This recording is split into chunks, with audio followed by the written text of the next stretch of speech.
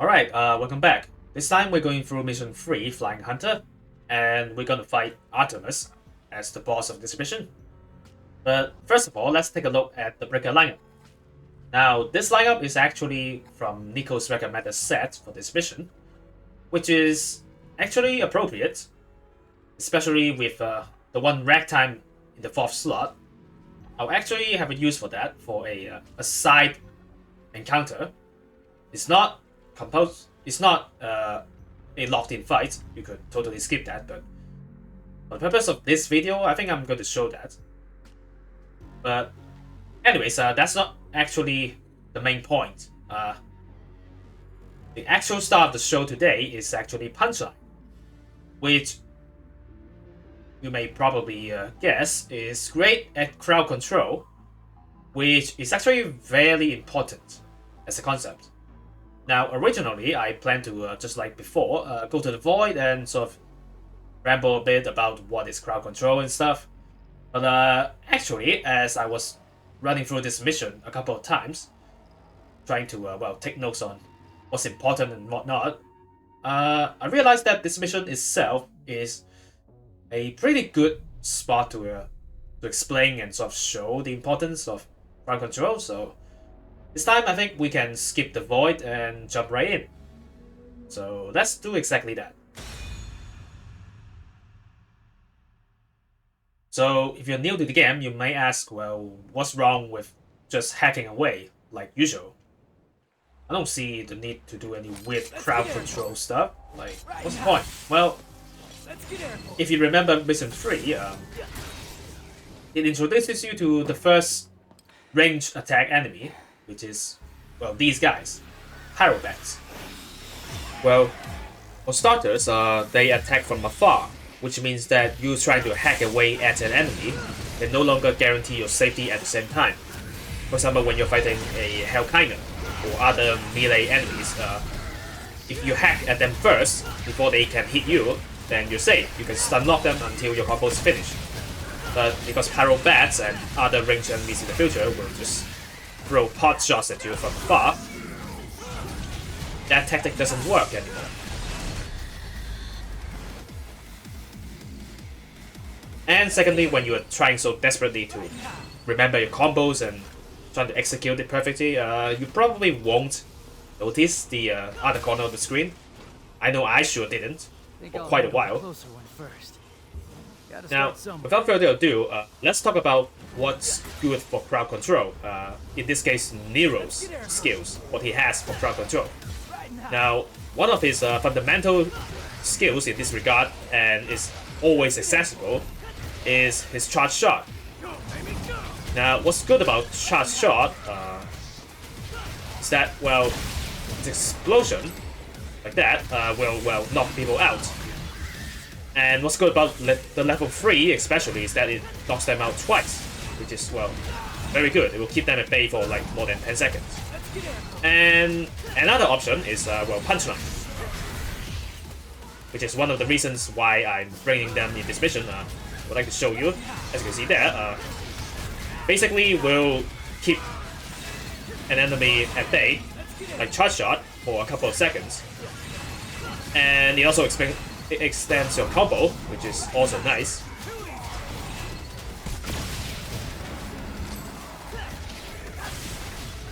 And you can, well, ride them, that too. But that's more of a style thing. In terms of crowd control, yeah, just letting them loose, in general, is a very good crowd control tactic. Now, besides skills, it is also a good practice to sort of learn to prioritize on ranged enemies. Take them out first, if you don't, well, if you don't want them to pot shot you. So like that. Oh, and by the way, since I'm doing it, the snatch in DT is actually really good.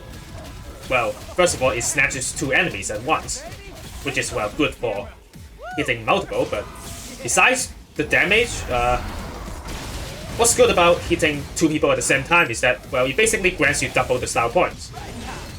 The more people you hit with the same skill, that, well, will raise your style, the more style you get. So that's that. And secondly, against these berserkers, I would just like to mention, the Buster is really effective.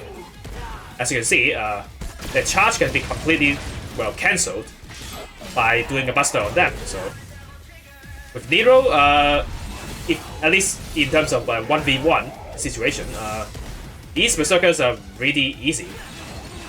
As long as you don't get surprised by them.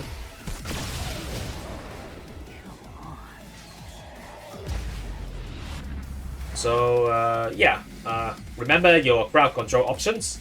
Remember to, well, basically use them often, especially when there's ranged enemies. And also for Berserkers, with Nero, Buster them. So this Cly fight. Screw it. We're taking this fucking thing down. Now, this is a crossroad, actually. This leads you to the sewers, which is where you proceed the mission. And right over here, at the opposite corner, is a side encounter. Optional encounter. Against, well, 4 red Empusas. Those little guys that runs away, but carries a lot of orbs. Now, of course, you totally just don't need to do it at all. If you are...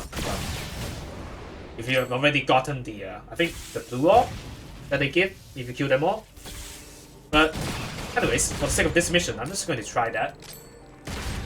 Now, the problem with this is that, well, the last 2 comes out all together, which is really difficult to catch them all.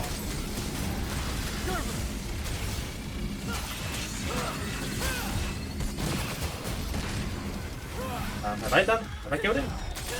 Oh, no. Oh, no. Oh, that.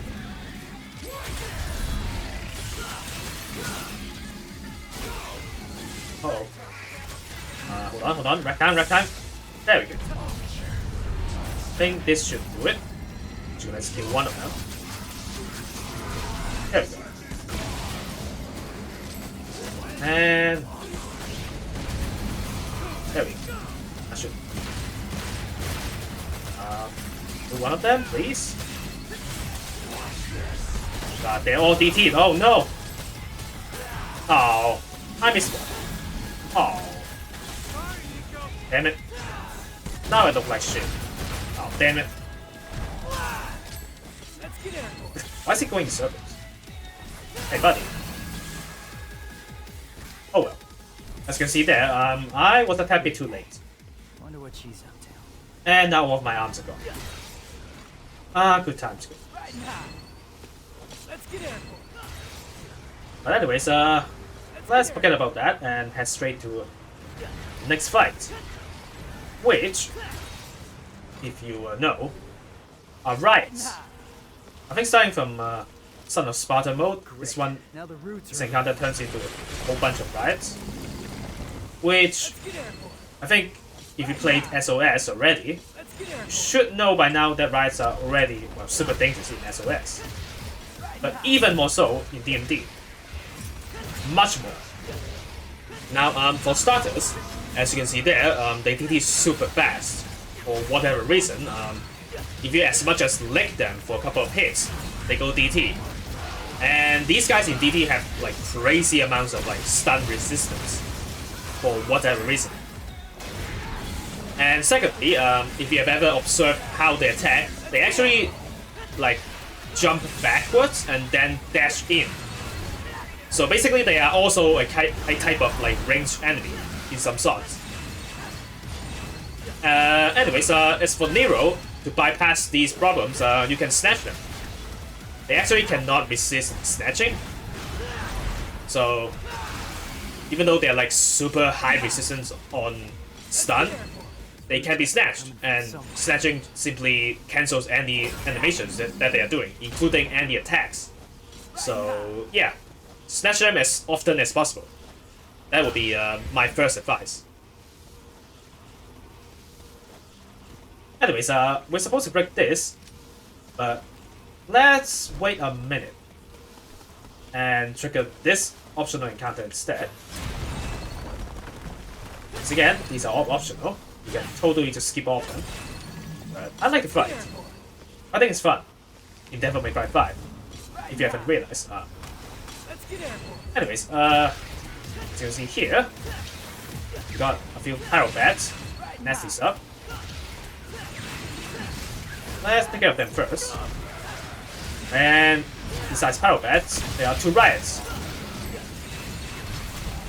So yeah, these guys together is a really dangerous combo because they are all ranged enemies in some sense. Oh, ooh, that was close. I almost got by that roll. Did you see that barrel roll? I think it's once again. What's also dangerous about these Riots is that a lot of their attacks have very little windup, so you can't really. Oh god, expect them. You see that? That thing is also super dangerous. Actually, no, that claw attack is actually the most dangerous attack that's Riots have. Like, the roll is sudden, but it only hits you once, but that claw can hit you twice. Just insane amounts of damage, and then it, like, launches you. Like, it is just, all in all, just crazy dangerous, these guys. Gotta really watch out for them.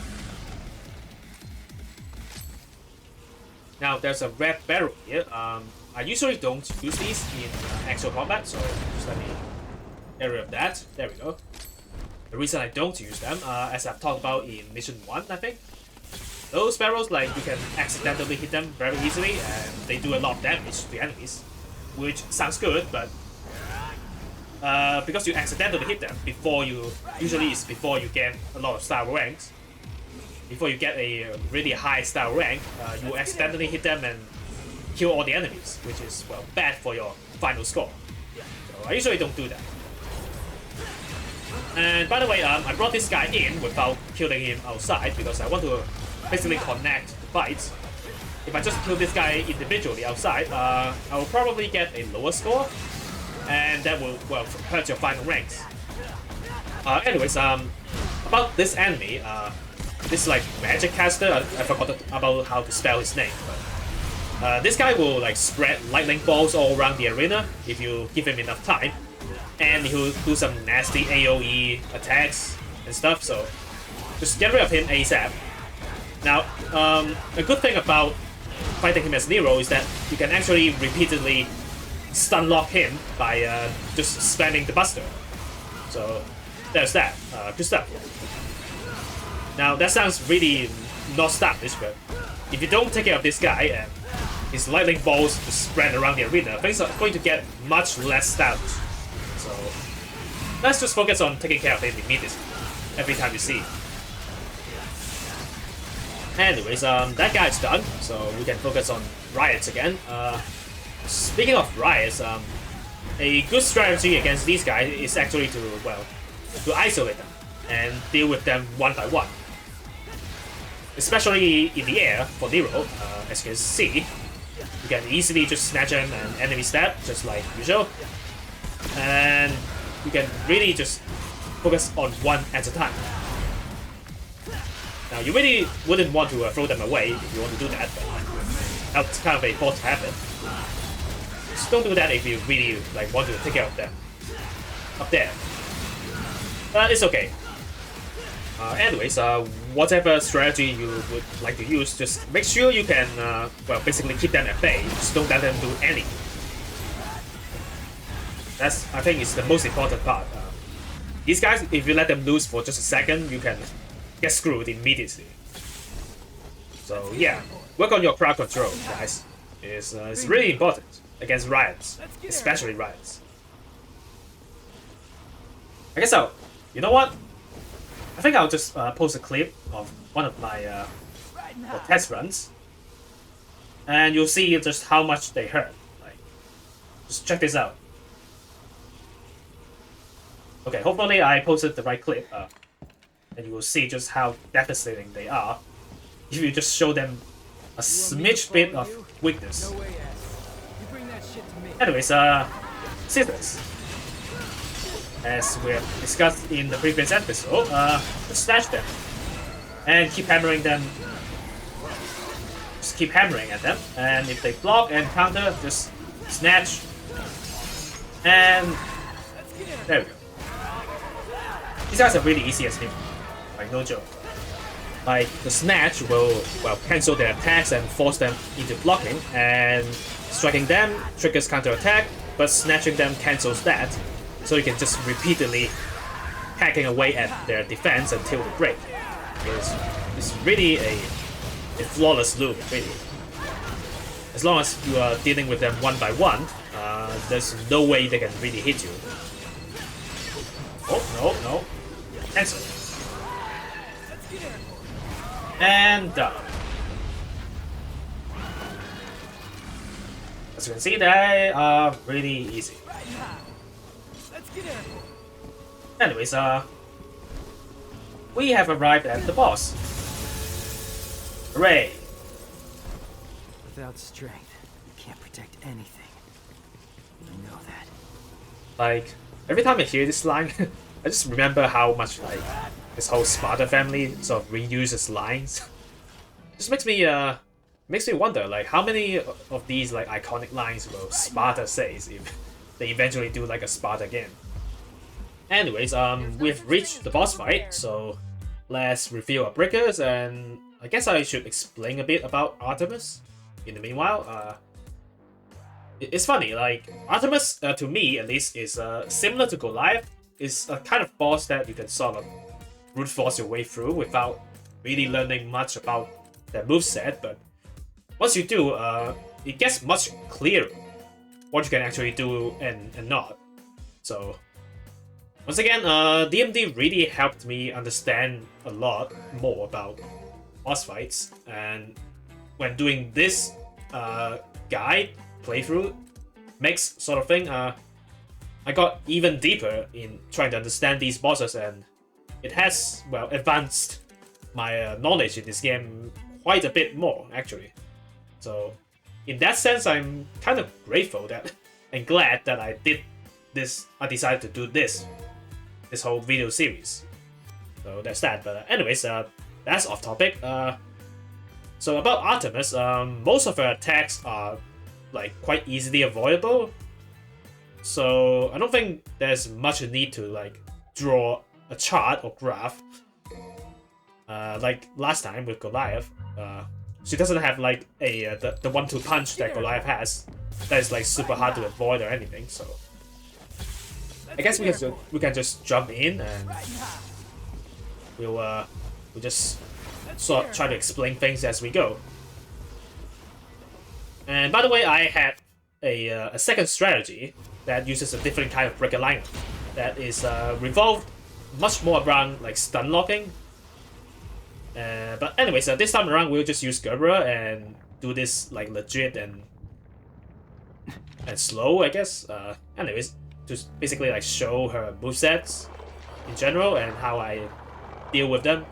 So let's see how this goes.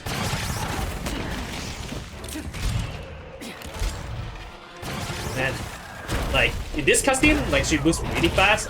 I actually kind of hope that they could have captured that sense of speed a bit more in the actual fight, but just getting right to the point, huh? Like at least to me, it didn't really happen. Like just in general, just quite slow. Just more of a sandbag than anything else. Anyways, here we go. Now that projectile attack with like spawning a few projectile is actually, in my opinion, the most dangerous one. That and this blast wave. That projectile, if she spawns it as you are like snatching in, it's really dangerous. It could get you, and you could lose a lot of health because you hit all of them at once. So I would advise, if you got like a bit of patience, just wait and see what attack she's doing before snatching in, to avoid being hit by those, especially those. Anyways, also these guys, those drones, if you have trouble like targeting them, I would suggest to actually let go of the lock-on, because those drones can, they will usually try to surround you while Artemis is like retreating in the background. So if you just let go of the lock-on, the game will automatically target the closer enemy, so they will target the drone. Oh, and she's down. That was quick. Anyways, if she's down, pop your DT and do a couple of combos, and then end with a buster. It's kind of a standard procedure for Nero and his boss fights, so there's not much to talk about really in terms of that. Anyways, also a good time to do that. do the breaker attack. Breakage. Oh, and yep, and if she do that right, to turn the missiles, the drones into a homing missile. So gotta watch out for that. Also, she's starting her ultimate attack now. As you probably realize, these drones do not actually attack you when she's doing the ultimate attack. So you can really take your time and target those drones slowly and steadily, and then just snatch up and hit her like this. Now, when she's down like that, I figured that it's actually got enough time to do a showdown and then a buster. So if you're quick enough, like that, you can do it. And I guess I could also mention that you can actually like grab your sword doing this buster. So if you want damage, just repeatedly like mash your wrap. Actually, not too fast though. Actually, you can't really wrap if you like mash way too fast. Anyways, we'll jump in. Actually, from other guides, I've seen that if you're riding the punchline, the laser attacks actually can't hit you or something. At least that's what I heard. I think I've seen that in the videos. By the way, that charge attack, of course, you can buster it, just like most charge attacks that Nero encounters. Scarface tradition. This laser, I tried to do the showdown here, but it's actually not really enough time for that, so I would advise you to not do that.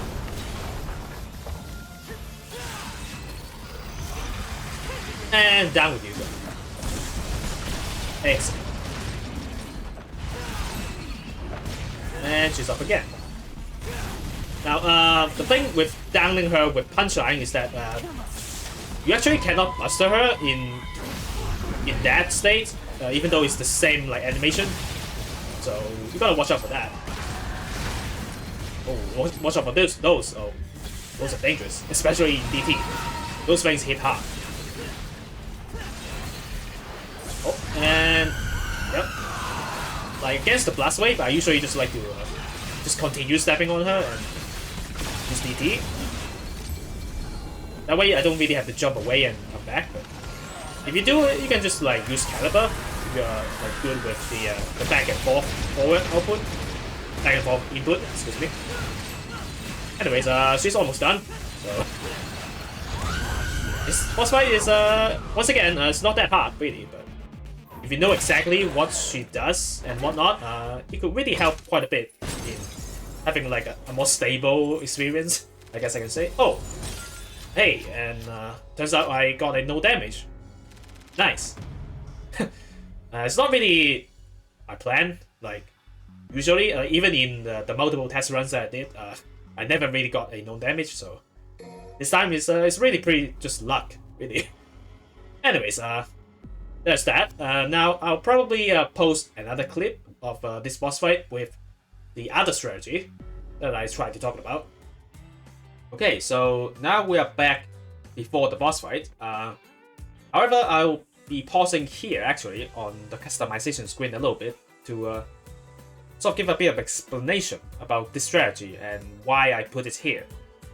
Now, originally, I planned to use this strategy as like the main go-to method when dealing with Artemis. Now, essentially, this method is reliant on using punchline to stun lock Artemis, in particular by using the breakage move of punchline to repeatedly punch Artemis onto the ground and stun lock her that way. Now, however, as I was trying to get it consistent throughout my test runs, I've discovered that this strategy is actually much more difficult to perform in reality than I originally anticipated. It requires a lot of precision, in particular like how much health Artemis has to get to a certain point of her health bar before you can actually start to reliably stun lock her. Anyways, essentially this strategy turns out to, in my opinion, not really suitable for beginners to sort of chase as their main strategy to practice or to reference. So in that sense, I decided to just put this as a bonus clip, just as a sort of trivia, to let people know that it is possible to stun lock Artemis, and how it is done if things turn out properly. Okay, let's start. Before we go, let me post my breaker lineup so that you understand what I'm bringing. Now, what is truly important for this strategy are only the 3 punchlines at the end and the final one, the Buster Arm. Those at the front, the Gerberers and Overtures, are just my personal preference to get through the first half of the fight. As long as you got those punchlines and the final Buster Arm, those are all you need for the stun lock strategy. Now, as I've mentioned before, this first half, or more like the first 40% of her health, you'll still have to fight her legit. Which, arguably, is really not that difficult, because, well, for one, the first half means she's not in DT. And secondly, Artemis, well, especially not in DT, is not that dangerous of a boss to begin with. Also, maybe I should explain a bit why I think this strategy is a bit too technical. Now, to simply put, the goal of this strategy is to stun lock Artemis after she falls down for the first time using Punchline's breakage move. The actual true goal of this strategy is to skip her DT phase almost entirely. But for that, you'll have to fight her to around 60% health before you start the stun lock. Now, the ideal situation is for her to fall down at around 60% health. If she falls down before that, like what is happening here, try to do as much damage to her as possible before going in for the Buster. As long as her health reaches below 45% health after the first breakage punch, you should be fine. Ready your punchline immediately and release after the Buster. As you can see here, she was trying to dash away, but if we drop her to below 45% health, like this, she will return to her slower recovery animation. In this state, the stun lock loop is complete. You can most likely stun lock her all the way until she hits her DT, or your punchline runs out. If enough damage is done, dropping her to below 40 or 45% health, she will then be forced to start her ultimate move. Once again, this move is extremely easy to handle. Even in DT with the heightened stun resist, this move takes too long that downing her is still a non-issue for Nero.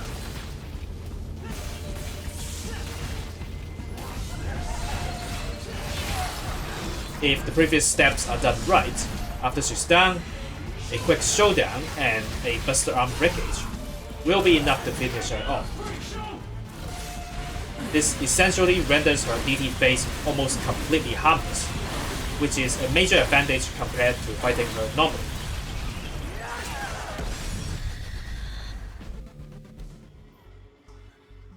Well, anyways, I think that's about it for this mission. Now, I hope the things I've said have been of some help to you, at the very least, and I'll see you in the next mission.